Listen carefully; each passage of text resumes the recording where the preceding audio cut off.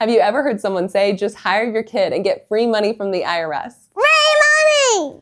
Well, here's the real story. Hiring your kids can absolutely save you money on taxes, but only if you do it right. And today I'm breaking down the 3-step framework to legally pay your kids, reduce your taxes, and keep the IRS off your back. And if you don't know me, I'm Jasmine DiLucci. I'm a tax attorney, CPA, and enrolled agent. I started studying tax law in high school. My day-to-day is actually running my CPA firm and my tax law firm, but I started posting on social media and created a free tax law community after a decade of practicing tax because real tax help with actual tax law should be available to everyone. Hi, Aisha. I want to be the taxi attorney. Step 1. Not a law. Yes, you can start paying your kids, but you want to start by understanding the rules so you can benefit from them. There are 2 reasons paying your kids can be a tax advantage. 1, the first $14,600 is tax-free for everyone, okay, including your children. And your kid usually doesn't have other income or is at least in a lower tax bracket. So if your kid has $0 of income, then you're missing out on the $14,600 of tax-free income. 2, under these code sections, if you operate as a sole prop or as a partnership where the owners are the parents, then you can pay your child under 18 and avoid Social Security, Medicare, and federal unemployment taxes.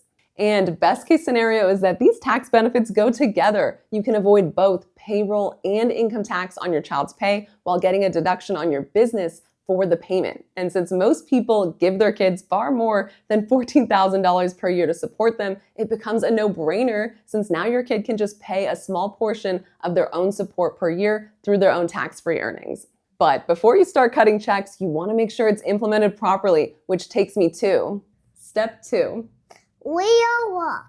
This is where most people get it wrong. Have your child actually do work, and the work should be ordinary necessary for your business, age appropriate, and finally, pay them reasonable compensation, what you would pay someone else to do the same work. If you're gonna take a couple pictures of your kid and call it a day, ask yourself, would I pay someone else's kid the same amount for that same work? And if the answer is hell no, then the IRS can almost certainly see that. And it's always contextual to your business. If you make $1 million off high converting ads your child is in, then paying your kid well for those pictures likely isn't unreasonable. However, if you only use the pictures for your Facebook page with 5 followers, it's pretty obvious you wouldn't pay another child for that same work. Step 3. Support.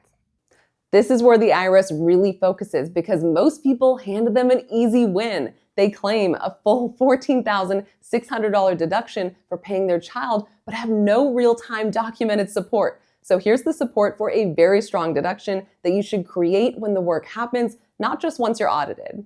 Have a job description, create an employment contract, document proof of actual work performed in real time, like tracking hours, dates, and work completed, set a market-based rate with comps or rationale to show how it was determined. Don't just match your child's pay to the standard deduction exactly, okay? It makes it appear like your sole reason for the payment is tax, which the IRS likes to reverse. And finally, run payroll and issue a W-2. That's right, some people online will say, no, you don't have to issue a W-2, but that's because those people think it's low risk, not because it's not required, and here's why I would still issue a W-2. First, so you eliminate the IRS argument that you should be subject to penalties for missing information returns under IRC 6721, which is when you do not file a W-2 or 1099, even though it's required.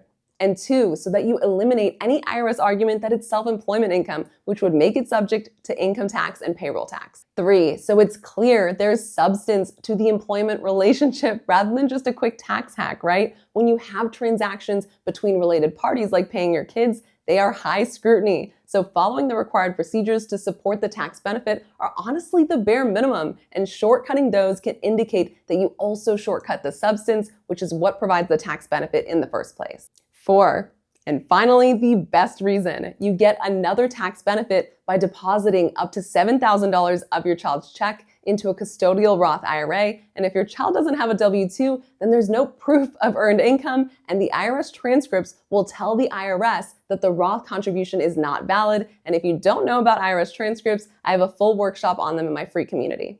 So, final takeaways on how to hire your kids the right way. The first is know the law. The second is have your kid perform real work. And the third is to keep real-time support. Like with any tax planning, the idea is not the hard part. It is the implementation where people fall short and end up in my office with an IRS notice. And if you want more videos that walk you through real tax law from a tax attorney and CPA, then join my free actual tax law community. And as always, for actual tax strategy from a tax attorney, subscribe.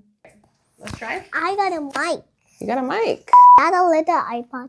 It is. It's a little iPad. Have you ever heard someone say, just hire your kid and get free money from the IRS? I don't know that. Okay. Okay. But Where's my money? here you go. Tax reduction.